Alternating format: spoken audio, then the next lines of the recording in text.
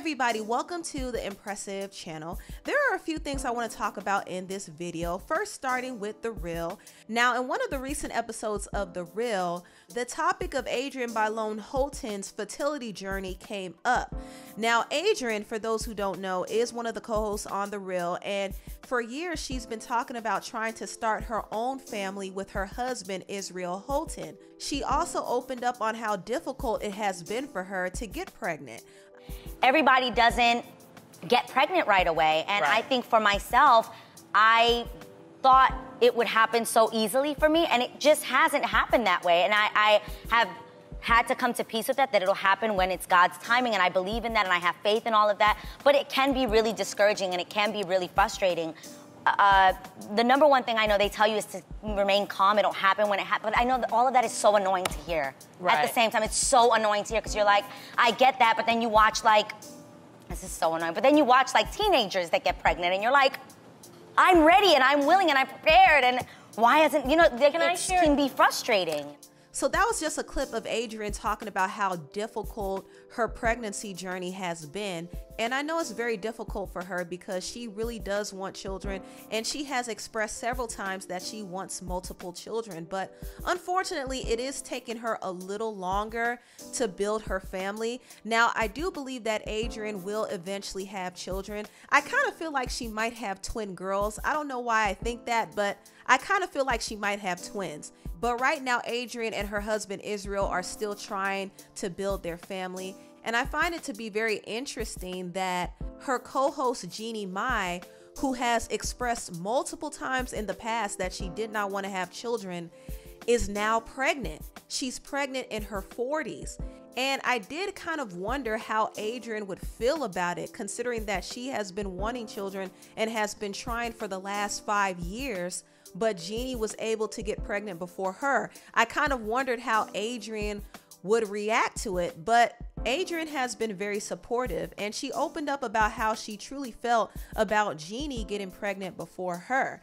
And when I found out Jeannie was pregnant, I immediately thought, oh my God, how's Adrienne gonna be? But you have been like celebrating her. Can we talk really feel such happiness? I can't even. You've been going through it for a long time, and I'm sitting here for how many years saying I didn't want to have a child. So when this happened, I thought about you, and obviously we have to have the discussion.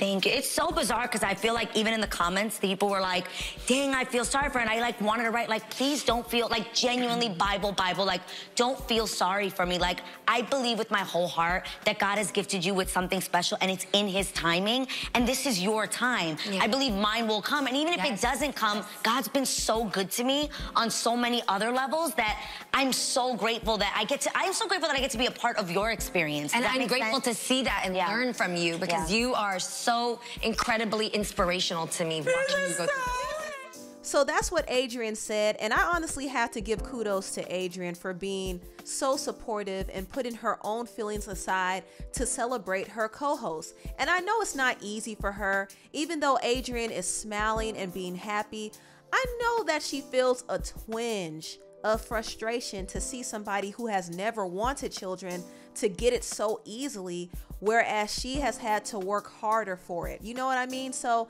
I wouldn't be surprised if she has those moments where she is frustrated, but she's not allowing her personal feelings to overshadow Jeannie's moment. Adrienne is not a bitter person, and she doesn't strike me as a bitter person either. She strikes me as somebody who's very loving and supportive. And because she has such a good attitude about it, I know for a fact that she will be blessed with children of her own. Now on to the next topic. I want to talk about the singer and actress Halle Bailey from the group Chloe and Halle. Over the weekend, Halle Bailey performed at Walt Disney World's 50th anniversary, which was a special aired on ABC, and she performed one of the songs on the Lion King soundtrack called Can You Feel the Love Tonight? And I thought she did an amazing job. I think Halle is an amazing singer. I love her tone and I love her control. I really believe that's one of Halle's strong points as a vocalist. Her strong point is her control, and that's a very important attribute to have as a singer. A singer can hit all the high notes and have the pretty tone, but if they don't have control over their voice, their vocals can come off a little messy.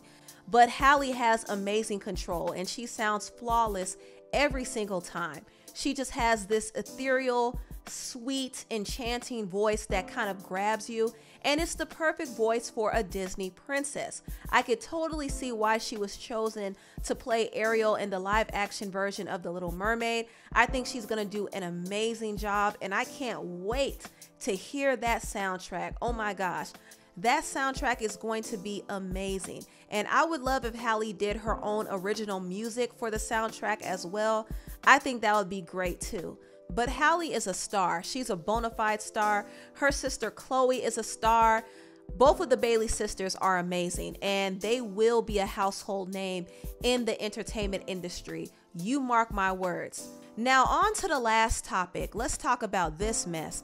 Over the weekend, Omarion reunited with his group members from B2K on his Millennium Tour, and his former bandmate Fizz publicly apologized to him for disrespecting him and dating his baby mama April behind his back. Now, if you remember, about a couple of years ago, there was a lot of drama surrounding this whole situation with Fizz and April. The public was not here for their relationship at all, and it really made them both look bad, especially Fizz, because Fizz had the opportunity to make money on tour with Omarion. Omarion actually agreed to do a B2K reunion tour with all of his group members, and all of them were making money together.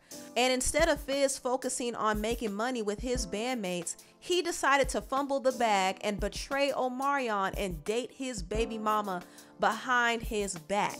And the thing is, Fizz went about it in a very careless and disrespectful way. He tried to justify his relationship with April by downplaying his friendship with Omarion. So with his reasoning, he didn't feel like he owed Omarion any loyalty or respect because he just considered him to be a co-worker.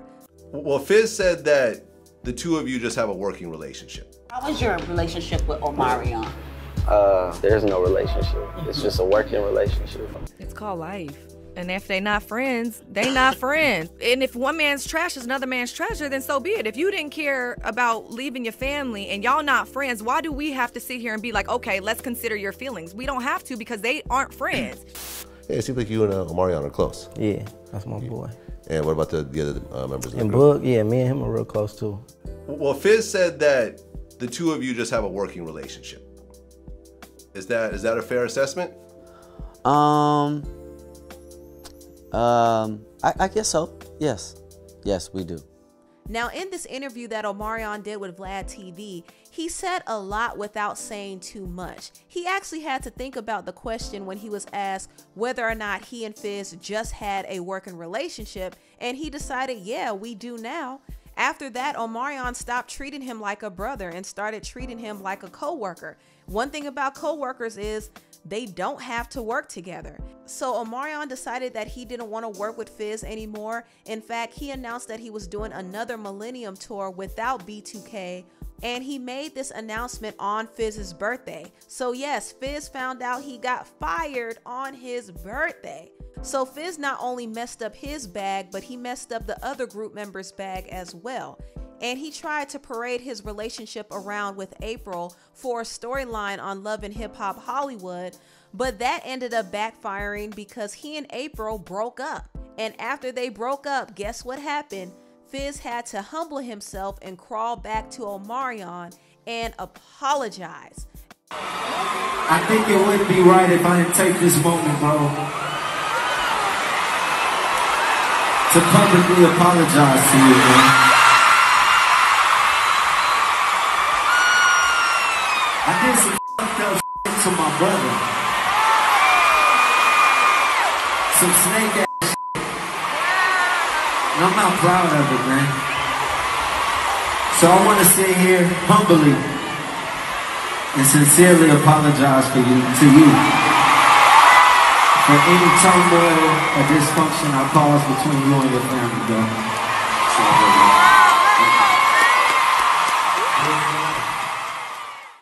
Now, Fizz apologized to Omarion publicly for two reasons. He apologized because he knows that he was wrong and he was very disrespectful. So yeah, he had to apologize. And also, He knows that he now has to humble himself if he wants to start making money again. He knows that his bread and butter comes from being with his group B2K.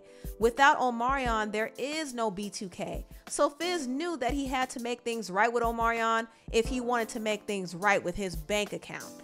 Anyway, tell me what you all think about this video down below. Please like, comment, and subscribe, and share this video if you care. Thank you so much for watching, and I'll see you next time. Bye.